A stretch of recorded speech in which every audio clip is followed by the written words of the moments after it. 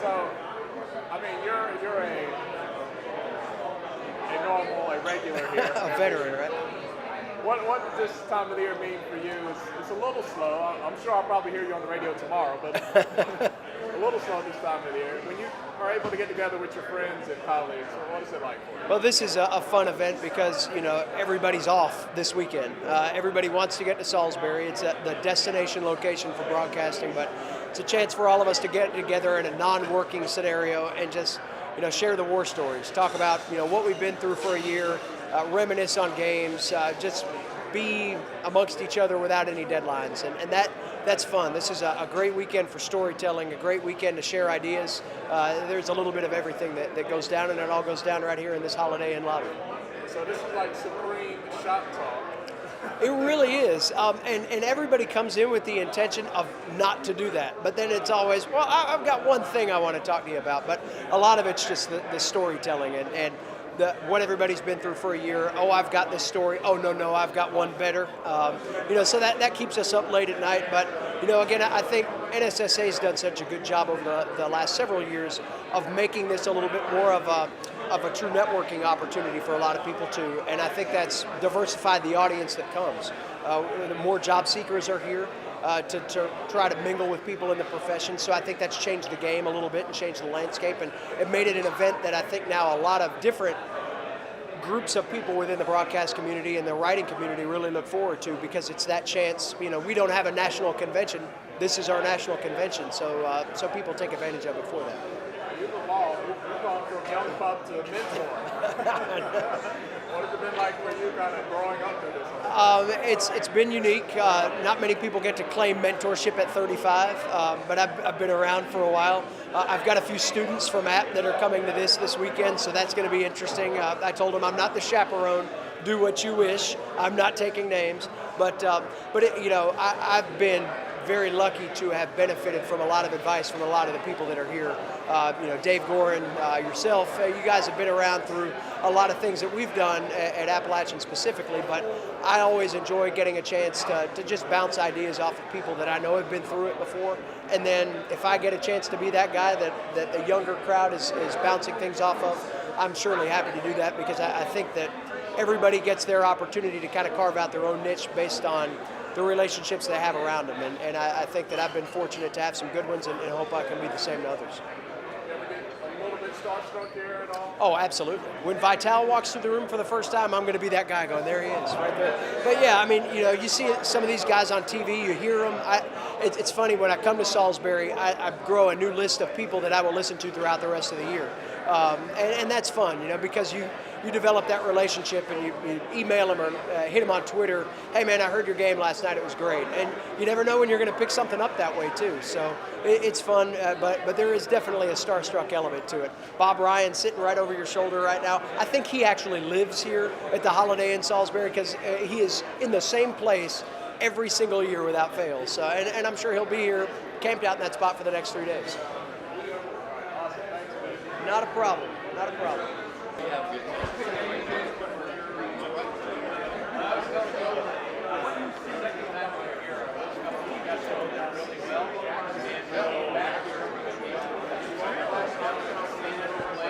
Clap your hands one time for me. All right. Just clap it one time. So I know you help out a lot with the preparation. Okay. You help out a lot getting things going here. What is it like each year when this event rolls around? It's one of the highlights for the Salisbury-Rowan area, obviously. I mean, it puts Salisbury on the map in a very positive way. And so just to be a little part of the planning that goes into this, it's pretty exciting. What's it like for you? I know 364 days out of the week you're chasing race cars, and a lot of these guys are chasing guys, chasing balls. What is it like for you to mix and mingle with a lot of these guys? It's very, and I hate to use the word neat for me, because I know the motorsports media and good friends with all those folks, but to meet people from other disciplines that cover, everything from hockey to the NBA to the NFL, and get to talk to them about how it is in their world versus, covering NASCAR for a living, that's pretty exciting. What's What's the top 2 or 3 questions people ask you about NASCAR, other media guys, when they come up and talk to you? The number one question is, do you know Danica and what kind of person is she? That is absolutely number one. Nothing else is even really close. And I get questions, is NASCAR, is it on the move up? Is it stagnant? Those kind of business sort of questions. And then about Jimmy Johnson, how good is this guy and what's his legacy going to be? But number one, it's always about Danica. You need to get a little printed brochure that you can do. I just hand them out. Here's the 7 things I know about Danica. And I will tell you this, I always answer it the same way. They're good. Would love to see a better performance on the racetrack because from a markability standpoint, she is by far and away the best thing that NASCAR has right now. And having worked with her on a bunch of events, she's great to work with. She's personable, she gets it, she's fan friendly. Now we got to get her from finishing 25th to 10th. And if we can do that, we'll have something big on our hands. What is it about this town, this area, this region that, these guys are stars in their respective field? It keeps them coming back here, that this is an event that all these guys circle in. I think the genuineness of the event, the fact that some of them come and stay in people's homes, that there are host committees, that it's not like going to a Chicago or an LA or a New York where you check in to the Waldorf and everything's taken care of. This is very grassrootsy, and most everybody in the sports business started covering high school sports or small college or something along those lines. And I think there's a connection that makes that real to Salisbury that maybe you don't get if you have this in a big metropolitan area. Thanks, man. I'll give you what you need. All right, do me one favor. Okay, so you've taken on more of a role in SSA over the last year. Tell me a little bit about that. It's been phenomenal because, as you know, the people that were on the board before me were so amazing that I just I just sit in the corner and listen to what they have to say because they've all been there, done that for so long, been vital to this organization. It's just been a pleasure and an honor for me to be a part of the board, for sure. What is this organization, this experience helped you?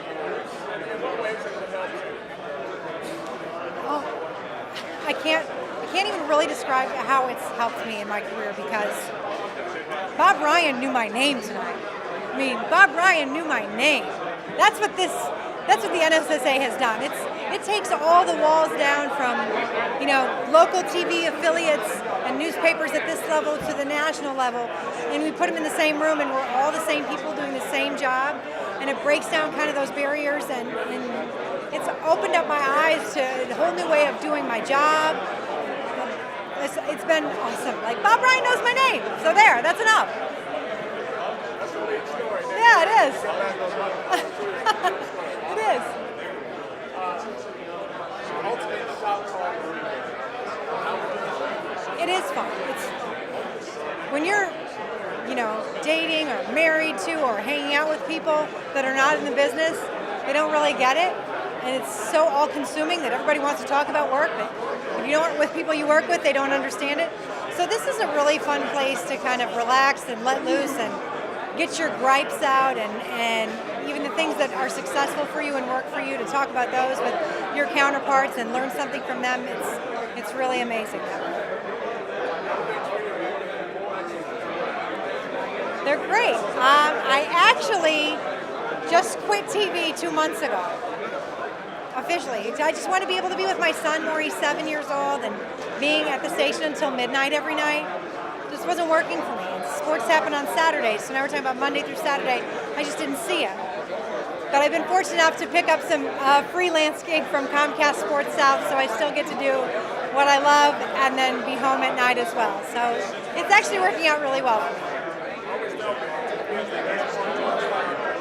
Yeah, and if I can do it part-time, and that's what I'm doing right now, it's awesome. Full-time, it's a lot. It takes up your whole life. It really does. And you do it because you love it, and that's why I did it, and that's why we all do it. But it was time for me to refocus my priorities a little bit. So I guess it gives you a little extra minute this weekend. Since you're not plugged into it every single day, you come back and concentrate as close to It really does. It's like an injection. I mean, it really does, because I miss it. Sometimes you don't realize how much you miss it till you're around people that are still doing it. and you hear them talk, and it's like, it's in your blood. I mean, I think we all share that here, that it's in our blood. It's in the fabric of who we are to do this. So this kind of makes me miss it a little bit more, but I still get to keep my hand in it, so that's good. Thank you.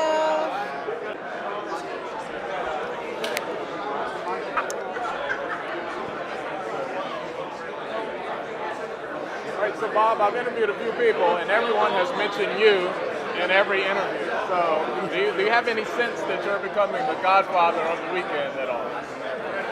I've been kidding with people. I say I want to become the Furman Busher of my generation.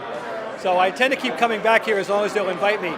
And it's very flattering, but I'll tell you what's really the most touching thing that's happened to me here all these years in Salisbury and with the NSSA. Having my name on an award to give to a high school writer is really honoring me. I'm really flattered. I'm totally honored and grateful and pleased to have that. That means a lot to me, because we all can remember when we were mystified. What's going to happen? I know I can do this, but where am I going to be? Who's going to give me a job? What's life going to be like? You have no idea. I know at 18 or 22, I had no idea. And so I can put myself back in that position. So I'm so thrilled to have that honor, and they couldn't have done anything nicer for me than that. What is it like? I mean, what do you feel like being you when you're here? A lot of people obviously know you from all the exposure that you get, but just being around all these guys, what's it like for you personally? Well, the one thing is that when I'm here, I like to think it's because I'm a writer, and nothing to do with all the fun I've had in television. And I've had a lot of it, and exposure. And I'm not naive enough to think that the average person, if they know who I am outside of Boston, Mass, or New England, it's because of my writing. It's because I've been lucky enough to be on national television programs for a long time. I know that, and I'm grateful for that, and it's meant a lot to me.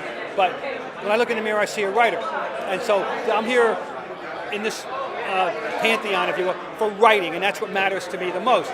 Not to put any other aspect of the media down, but that's what I did. I wrote, and so it's important to me to be among writers, and as well as my friends in broadcasting. I know everybody, not everybody, but a lot of people aspire to be on TV, and there's a lot of exposure there. But when you see people who genuinely have a passion for writing, what do you share with them? That there's a different kind of satisfaction. I worked full-time in local television for a year and a half back in the 80s. And it was for somebody else. It wasn't for me. And I was happy to be able to learn the answer to the question. The answer isn't always yes. And the question was, is this what you want to do for the rest of your working life? And the answer was no. It's for somebody else. My best satisfaction, you have to learn who you are. My best satisfaction came from writing. And so I learned that. And by being away from it full-time for a year and a half, I had a passion for it renewed. And I spent the rest of my working career primarily as a writer who was very happy to dabble and be a talking head and have a lot of fun in television. But it all began for me with writing. This is like the ultimate shop talk weekend for a lot of these guys. Yeah. What is it like for you to be able to just talk shop and everybody can relate to what it is that you're talking about? Well, we're proud of what we do. We think we serve a function. We know it's not cancer curing. We know it's not saving the world. It's not even Habitat for Humanity. It's sports writing and sports casting. But people look to us for sometimes for information, sometimes for entertainment, sometimes just to soak up the idea. You know, people that aren't sports fans do not have any idea of what it means to be a complete sports fan, what it means to anticipate on the day of a big game, that long day of thinking about what's going to happen, what might happen, what the ramifications are. You don't have that if you're thinking about going to a concert or an art museum or a theater, all of which I do, but it's different. And I can't imagine not having it in your life. We all know what that feeling is. For a Northeast guy like yourself, what is your experience like coming down south every year for this? The phrase Southern hospitality may have been coined in Salisbury as far as I'm concerned. You cannot explain adequately to people elsewhere what the scope of the hospitality and the warmth of this weekend is and how much it means to so many of us. Once upon a time, one of my colleagues who won the state award said, should I go down there? I said, well, let me put it this way. If you don't want to go somewhere where they're going to slobber over you and tell you you're a wonderful person for 3 days, then don't go. But if you want to go and be adored for 3 days and told you're wonderful, I suggest you go. And that's the kind of feeling. I mean, the warmth and the hospitality and the respect, people that seem to appreciate what it is that we do. Tell me where else we get this. I can tell you, nowhere.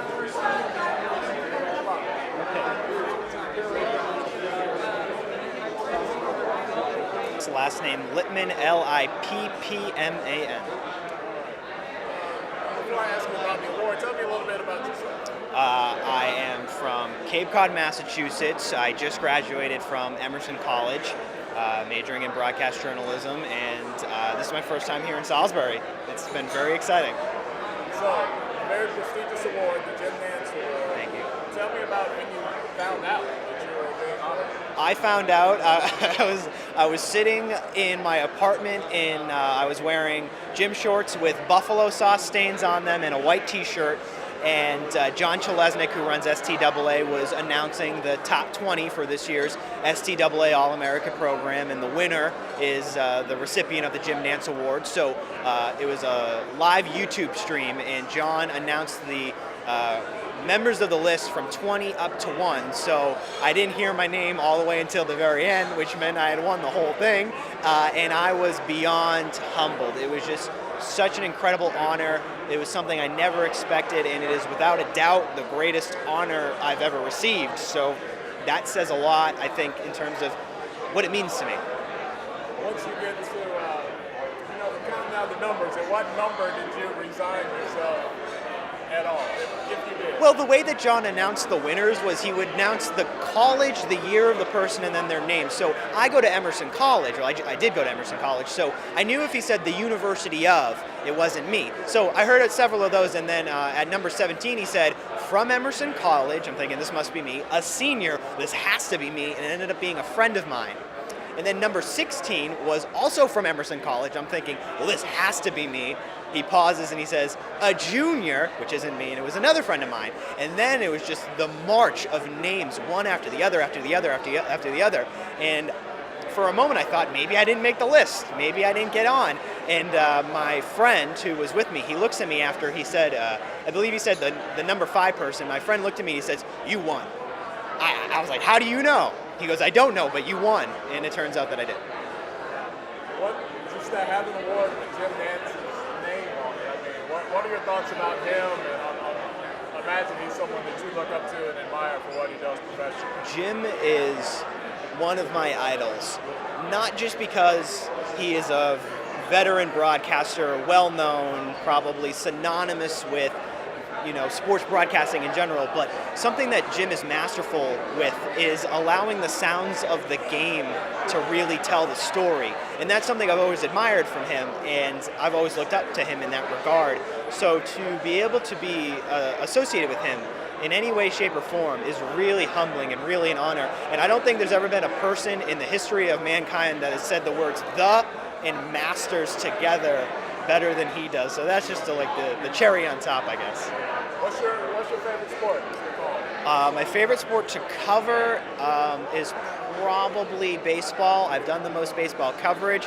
I like to be a jack of all trades. I want to be a sports anchor reporter, which is a little different than what Mr. Nantz does, but it would probably be baseball first. Personally, I love to watch hockey the most, though. I think it's the most exciting sport to watch of all of them. So, it varies and depends. So your first trip to Salisbury? Yes, sir. Yeah. What are your thoughts? As everybody starts to file in and you see faces and names that I'm sure you're pretty familiar with? Well, my brother and I drove down last night. It's a 14-hour drive from where we are, and we actually drove through that tropical storm to get down here. So we did a lot to get down here, but it's been worth it, and I've only been here for a few hours. Everyone's been so welcoming, so warm, such an inviting atmosphere. Dave Gorin has been incredibly, generous with his time to me, and it's just been a really great, early moments of the weekend so far. I already spoke to Bob Ryan, who's someone I had met, from living in Boston. Just makes me feel at ease, makes me feel very comfortable to know that there are not only friendly faces that are familiar faces, but everyone has a friendly face here, and that's been a really special part for me. What does this do for your confidence? How does it boost you to be on this status of, all professional people and, getting to that next level? It makes me feel like I'm a part of the community. and that is something that not a lot of people who are just graduating college can say. At the moment, I am still currently gainfully unemployed. I'm hoping that will change in the near future.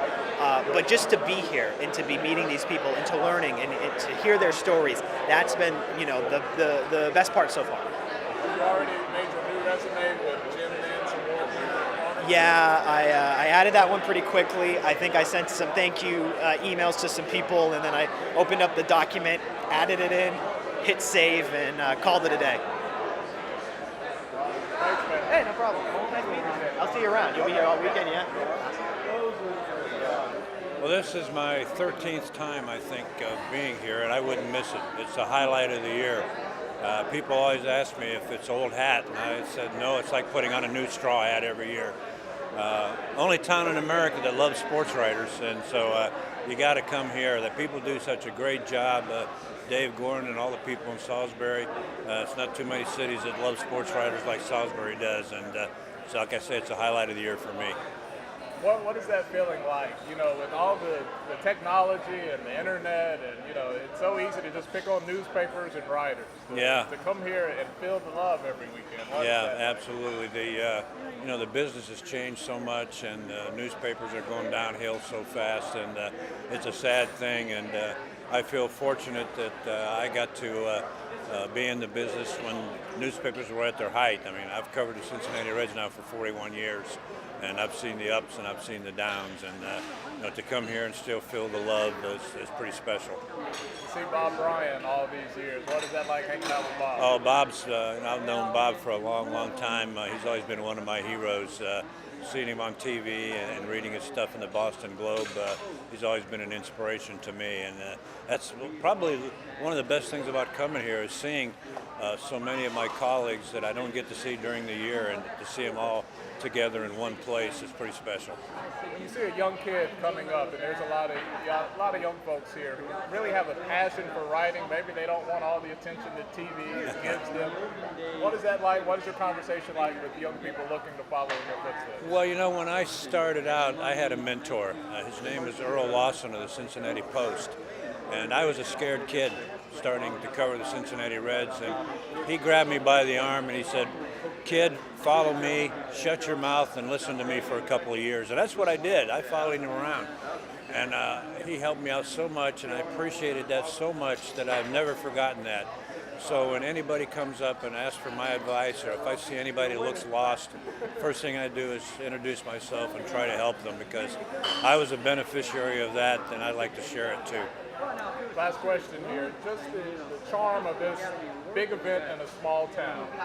You've seen it through the years. What is that like? Oh, it's great. To come to a small southern town, and the people are always so friendly, and it's just a fun place to be. And like I said, to pick out sports writers to come to a town like this, and sportscasters, that's very nice, and I appreciate it very much. I love this town. Thanks so much for your time. Thank you. Okay, thanks for asking. Hal McCoy. Oh, we produced the